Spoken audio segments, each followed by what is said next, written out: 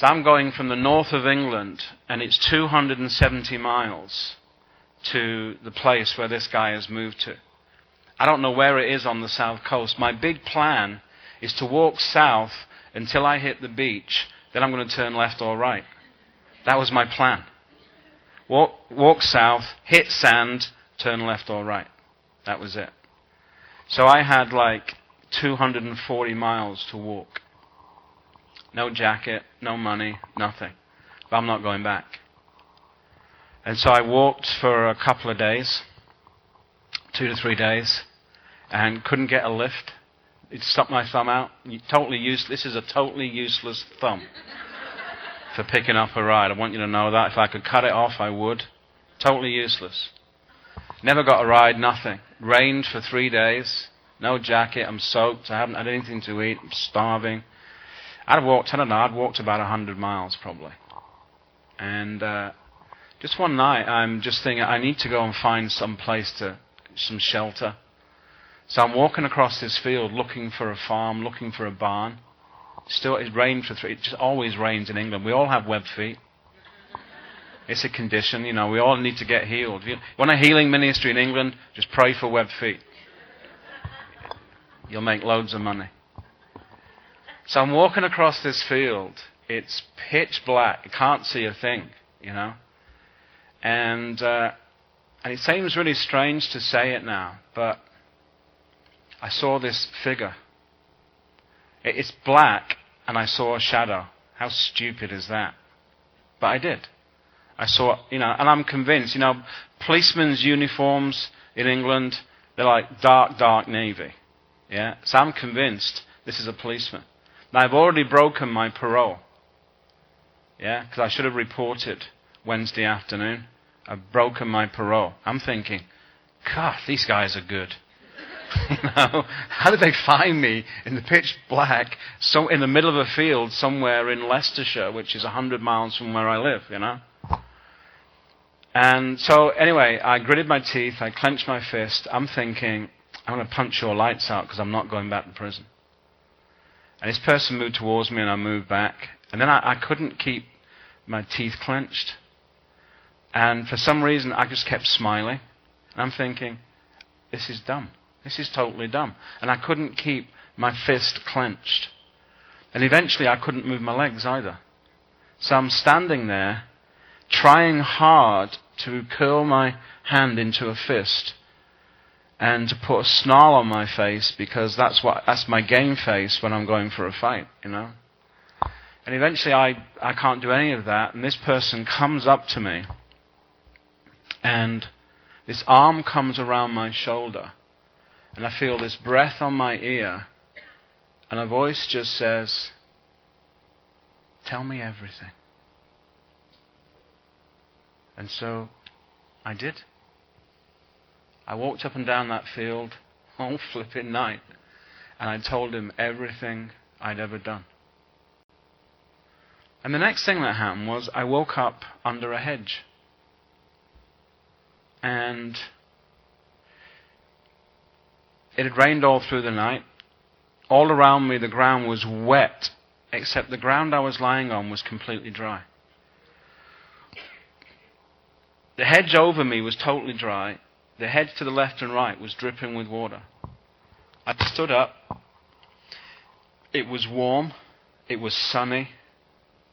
And I felt like I'd eaten a 3-course meal. I stepped onto the wet ground. It was cold. It was windy. It was raining. And I was starving. So I stepped back onto the dry ground. It's warm. It's sunny. I feel like I've eaten, a 6-course meal. I'm full. I feel like I want to sleep again, I spent 45 minutes hopping from dry ground to wet ground, thinking, this is it. I finally flipped. This is the thing psychiatrists warn you about. I've totally flipped. So I don't know what to make of it. I have no grid for processing any of this stuff. I'm a criminal, for God's sake. We don't do this kind of stuff. So I found my way back to the highway, stuck this thumb out. A car stopped inside like 30 seconds. He's not only going all the way south, he's actually going to the very town I'm going to. He's not only going to the very town, he's actually going to be driving past the very road I'm trying to get to. And he bought me a meal. So anyway, I get south, I find this house, I ring the doorbell, door opens, there's my ex-prison visitor. He looks at me and he says, "What are you doing here, and what on earth has happened to you?" And I said, "John, I think I'm going mad. I think I need psychiatric help." And he said, "Why?" So we're in his kitchen, he made me a cup of tea. And I told him the story. Field, person, breath, sharing everything, hedge, full, cold, the whole 9 yards, And I said, "I think I'm going mad." He said, "Graham, you just met Jesus." And he said his name, and I burst into tears. I haven't cried since I was 3. Because in my family, you get beaten if you cry. So my earliest memory is standing in a corner of our living room with my trousers around my ankles and my dad hitting me because I was crying. Men don't cry in this family. So that was the first time I'd cried since I was like 3 years old, And then I go on this journey then with the Lord. And, well, you can't go through all that stuff and not have stuff to work through. Yeah? Anger, violence, I was a great thief, by the way. I was such a good thief.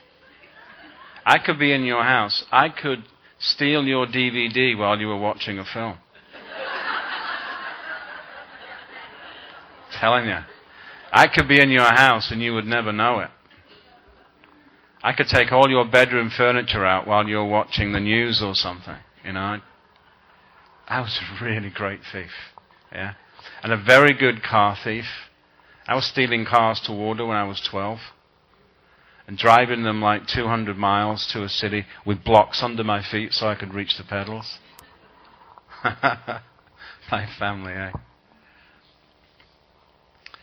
And yet here I am, saying to you that God is the kindest person I've ever met in my entire life. I don't know anybody kinder than God.